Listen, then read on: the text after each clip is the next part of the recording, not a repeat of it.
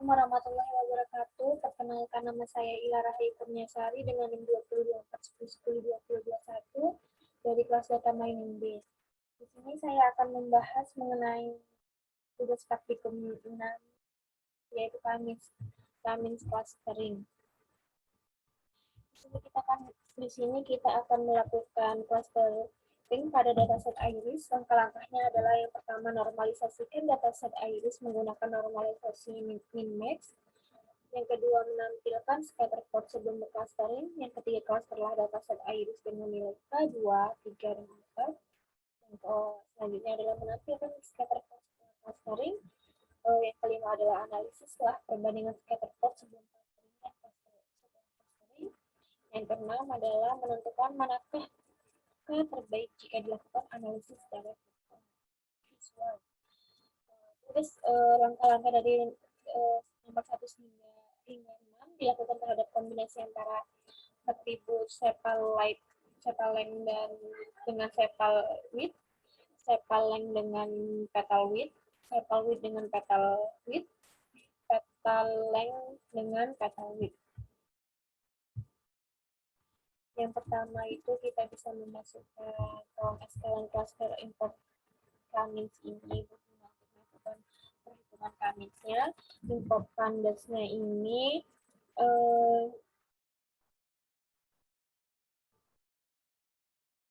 digunakan untuk membentuk data frame dari library processing, import yaitu min-max scalar, dan fungsinya untuk menghitung normalisasinya. Untuk matplotlib-nya ini untuk menggambarkan titik-titik atau scatter plot-nya. Selanjutnya kita bisa mengimpor eskalen. Eskalennya itu eskalen data set yang sudah ada di datasetnya ini. Selanjutnya ada dataset iris, di mana kita memasukkan ke dalam data frame-nya. Ini data frame-nya. Kita memasukkan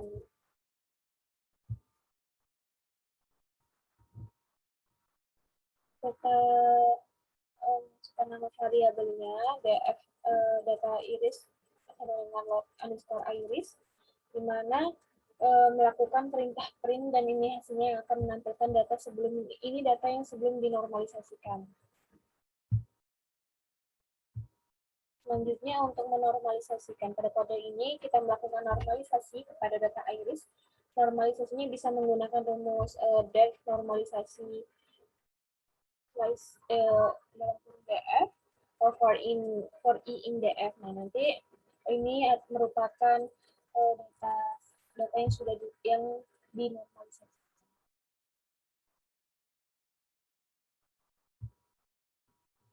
Selanjutnya, kita akan membuat fungsi untuk melakukan perhitungan serta penggambaran scatter pada nantinya.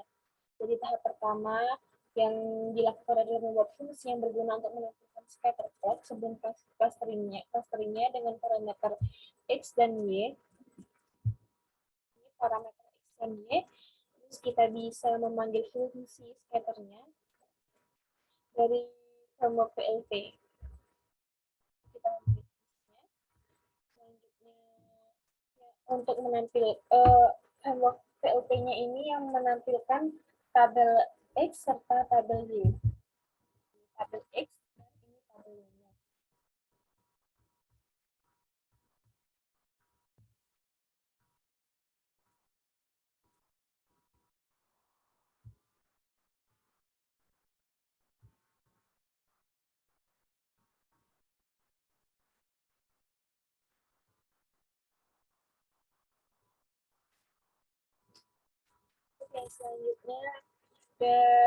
Selanjutnya itu fungsi kedua, ada clustering di mana parameter nx, dan y ini n-nya ini merupakan nilai dari Cummins-nya serta y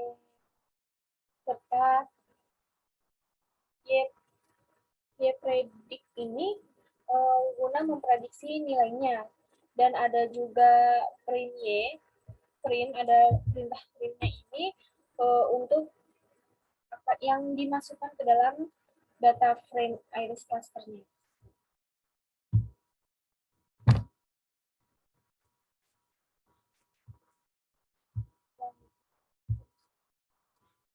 Selanjutnya ini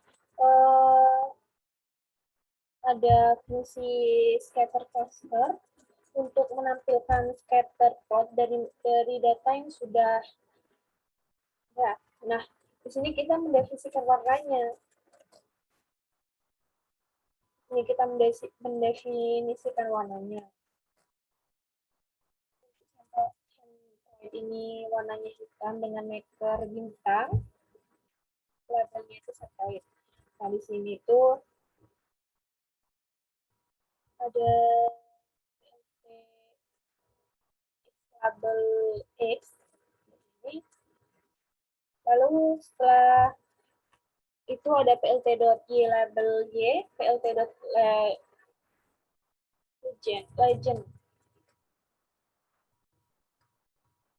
Fungsinya ini fungsinya itu kita langsungkan yang pertama.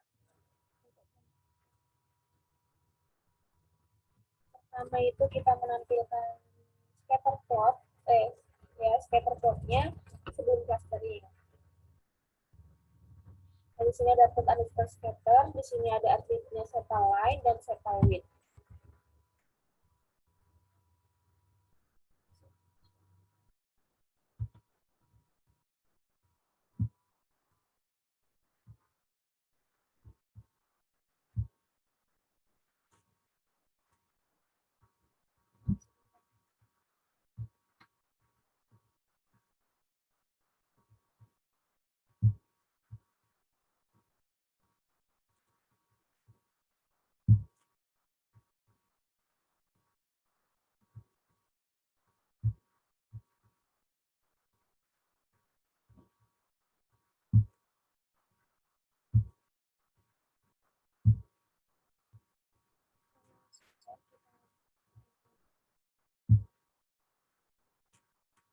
Nah, ini untuk outputnya yang dari seta line dan seta width.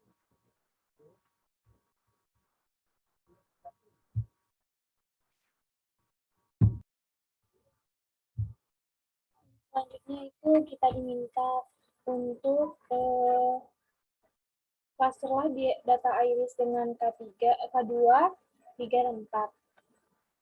Nah, untuk melakukan clustering kita tuh disuruh langsung memanggil fungsi scatter clusteringnya, dan kita perlu memasukkan nilai K-nya serta atributnya, dan ini nah, di sini kan ada yang kedua, K2-nya. Dan di sini adalah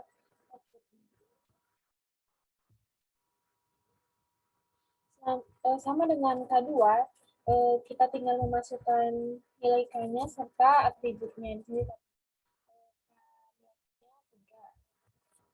dan juga yang keempat. Dan ini merupakan outputnya. Perbedaannya hanya pada kami serta nilai atributnya. Untuk selanjutnya adalah menganalisis perbandingan scatter plot sebelum dan sesudah clustering pada gambar yang sudah terlihat. Nah, ini merupakan analisis perbandingan scatter plot sebelum dan sesudah clustering pada gambar yang sudah terlihat. Kita bisa lihat pada ini gambar ini. Nah, kalau ini lebih banyak dan lebih, kalau ini, kalau yang pertama kan agak melebur. Ini juga keduanya yang sudah di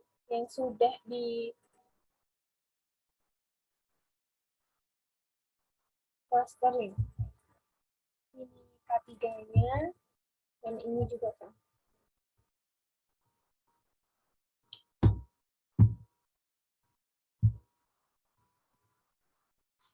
Selanjutnya, yang terakhir kita disuruh menentukan K terbaik jika dilakukan analisis melakukan itu secara visual. Kalau menurut saya dilihat dari visualnya, yang terbaik menurut saya adalah K3, karena di K3 ini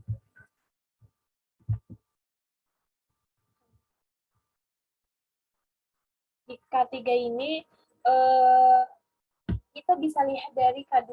Kalau K2 itu ada data yang jauh dari setroid, dan hal seperti ini bisa membuat prediksi yang tidak maksimal. Jauh dari setroid.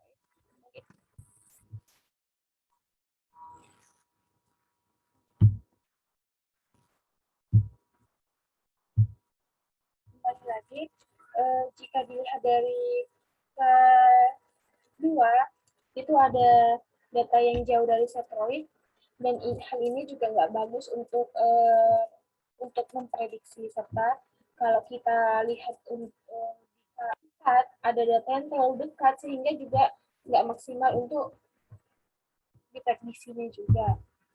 Mungkin sekian dari saya penjelasannya, kurang lebih. Wassalamualaikum warahmatullahi wabarakatuh.